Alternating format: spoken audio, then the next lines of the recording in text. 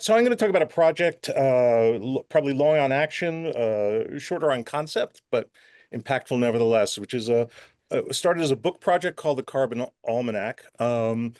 And the way it really got initiated was a series of conversations, mostly with an author, probably some of you are familiar with, named Seth Godin, who's written extensively about culture, marketing, and related fields. And our conversation went as many of you have probably had. People believe in climate change, they don't know what to do. There's really no shortage of knowledge, capital, technology, and people willing to do things, but we don't act. I would say it's really a mystery on some level of the individual and collective human psyche. So we were thinking about this and said that we saw a missing piece in public communication about climate. Almost everything that was written or spoken about was too scientific, too political, and too sort of top down, I'm even going to say expert driven, to be effective for the people that we wanted to reach. And the people we wanted to reach were the 70% of the population that believes in anthropogenic climate change, but doesn't feel like they have any potential to act. And we wanted to give people sort of the facts and the hope that would lead to action. And we sort of settled on this premise, right? Established facts, a common understanding across generations. And I think we could have an entire whole conference about intergenerational dynamics leading to collective action. So here's we set out to do what we set out to do. We actually got a publishing deal very quickly with Viking Penguin. We started in September 2021.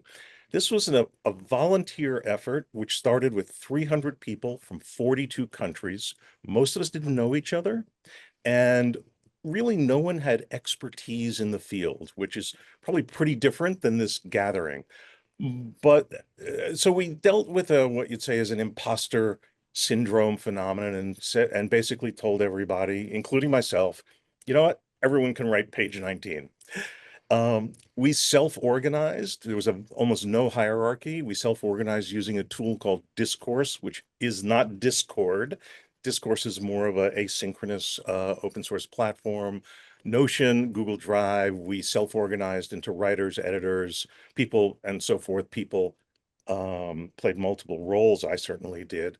Um, and for those of you, it's probably most of you who have written and published, this is a kind of an astonishing thing. We started in September 2021. We delivered production-ready files to Viking in February 2022. So about 5 or 6 months. We did the entire thing. This is a 300-page illustrated, designed, fact-checked work, and it was published in July. It has become a bestseller, certainly in a range of Amazon categories. New York Times told us quietly it qualified for the bestseller list there, but for reasons they would not explain, it did not go onto their published lists. But this wasn't all we did. And so as an example of interesting collective action, collective intelligence, I want to point out that we also, in the same time frame, wrote a kid's book, a teacher's guide for the main book, a coffee table book of images of the impact of climate change.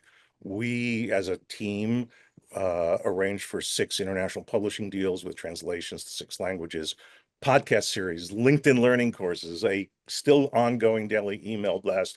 And instead of focusing on bookstore sales to have impact, we reached agreements with 100 businesses and nonprofits for distribution to their constituents. The network is now about 2,400 people, 92 countries, and actually multiple sort of consulting businesses and other businesses have spun out from the work. So that was great. And the model was so interesting that I was approached last year by someone to do a similar kind of collective effort around democratic innovation, democratic governance. I think another theme that has emerged through our conversation of the past few days has been the importance of local, regional, I would say, especially translocal networks to create resilience and innovation. And there's a ton of innovation going on, as we learned with, for example, in Ireland with citizen assemblies around democratic governance. So using the 30 model from seconds. climate, we're applying it to that, and whole bunch of lessons learned that become new concepts in and of themselves. I won't go into the details. Please feel free to reach out to me. I'm happy to talk more. And with that,